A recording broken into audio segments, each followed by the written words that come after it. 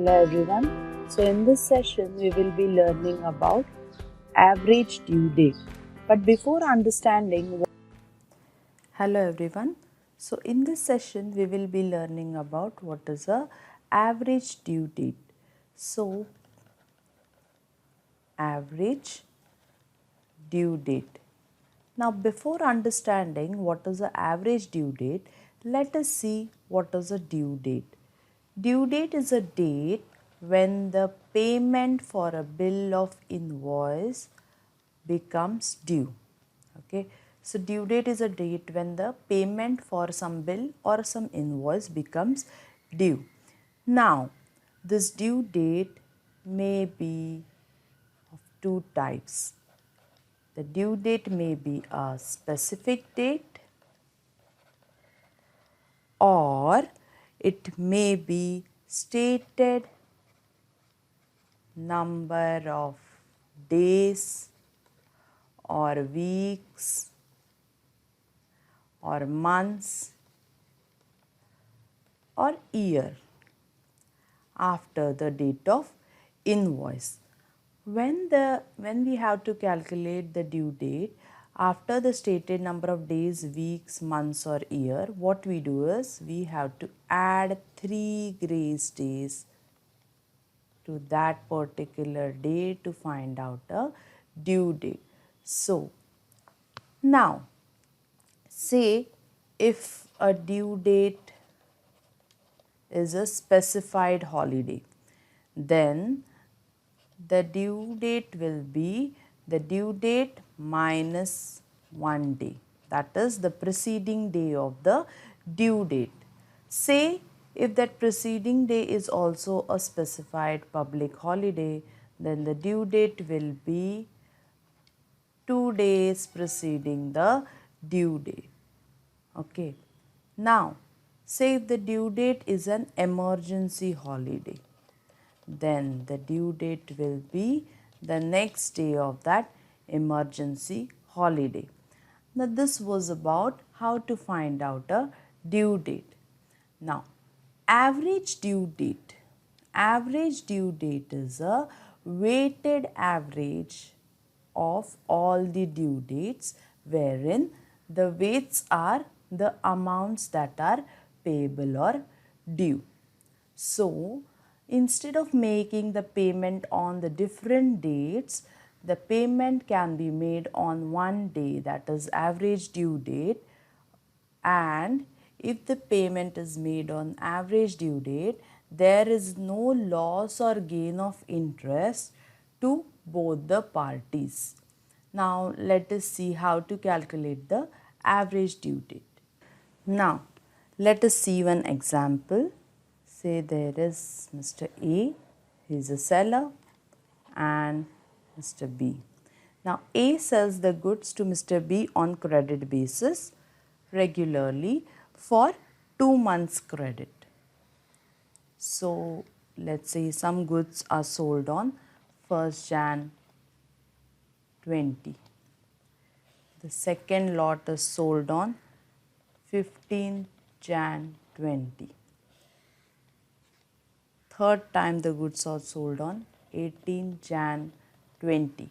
Now the A allows 2 months of the credit period to B. So now for this the payment has to be made on your 1st Jan 20 plus 2 months plus 3 grace days. So 4th March 20. For this the payment has to be made on 18th March 20. For this the payment has to be made on 21st March 20. Now, instead of making payments on different dates, an average due date is calculated for a total payment. Okay, and if the payment is made on that particular average date, then there is no loss or gain of interest to both the parties, that is to Mr. A as well as to Mr. B. Now, let us see this example in detail. See, on 4th March 20, let's say the amount payable is 1000 rupees. On 18th March 20, amount payable is 3000 rupees. Then 21st March 20, amount payable is 2000 rupees. Now we have to calculate what is the average due date.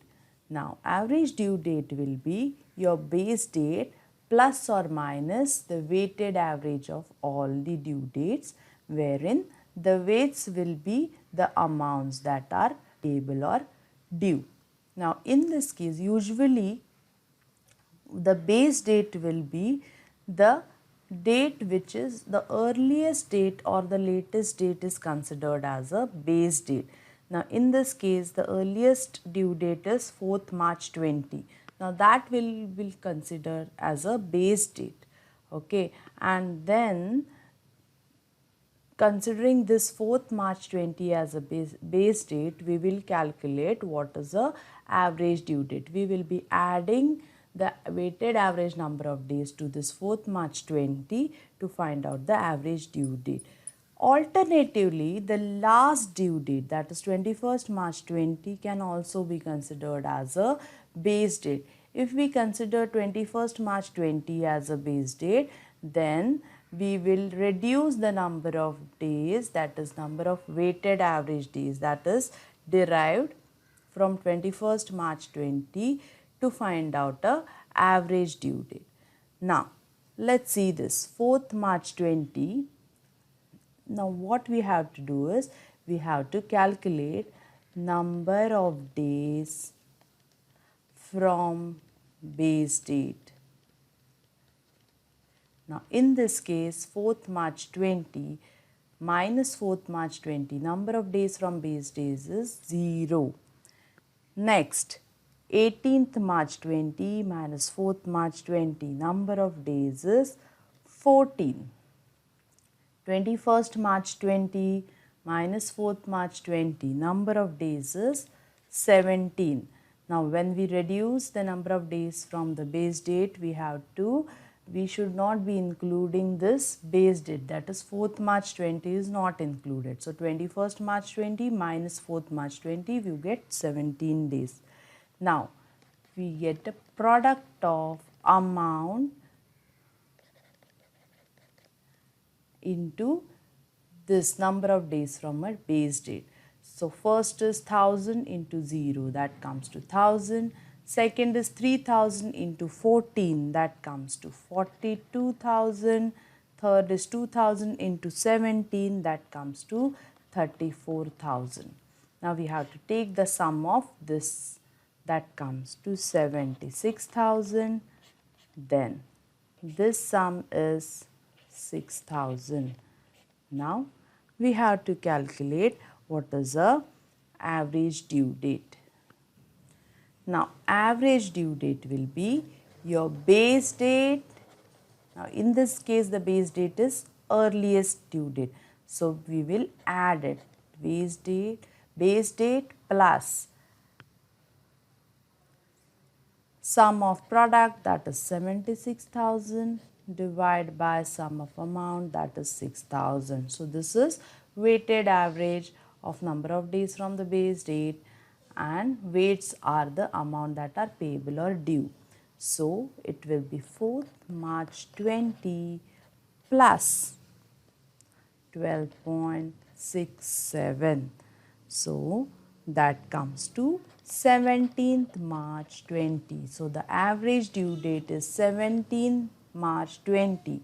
On 17th March 20, Mr. B has to pay 6,000 to Mr. A.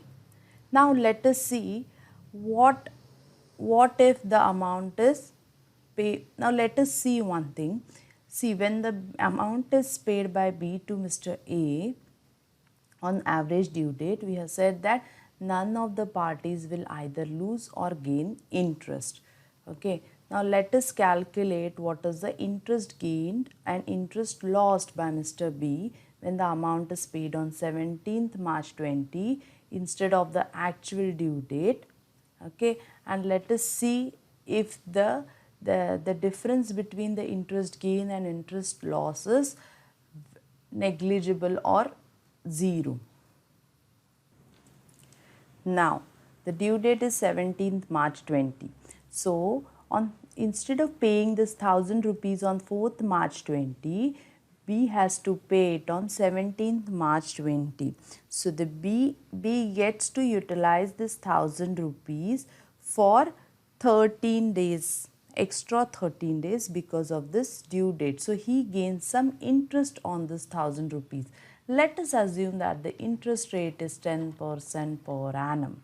Okay. Now, 17 minus 4, that comes to 13 days. So, 1000 rupees can be utilized by B for 13 additional days. So, the interest on 1000 rupees at 10% per annum for 13 days is 1000 into 10 divided by 100 into 13 divided by 365. That comes to 3.56. Now, this is the interest gained by Mr. B. Next, 18th March 20. Now, 18th March 20, instead of making a payment of 3000 on 18th March 20, Mr. B has to pay this on 17th March 20. So, he has lost the interest for one day.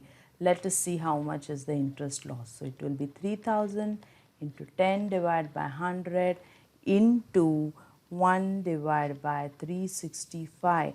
That comes to 0.82, that is the interest loss.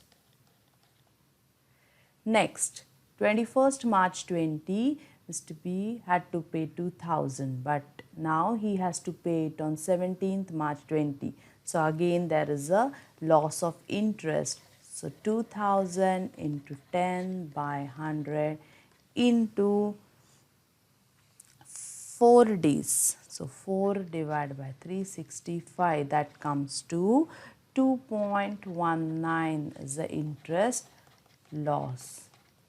So, now if you see, interest gained is 3.56 and interest lost is 3.01. So, interest gain and interest loss is equal, approximately equal. There will be some difference because of rounding off. Okay. So, if you see the payment is made on average due date, then neither party gains or loses the interest. Okay. Now, average due date is 17th March 20. We have seen that if the payment is made on average due date, instead of these 3 due dates or instead of whatever due dates we have, so if the payment is made on average due date, then there is no loss or gain to either of the parties. Now, say if Mr. B makes the payment later or before the average due date.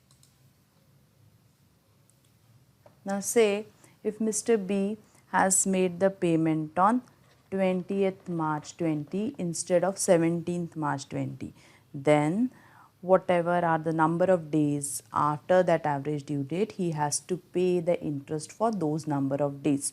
Let us assume the interest rate as 10% per annum.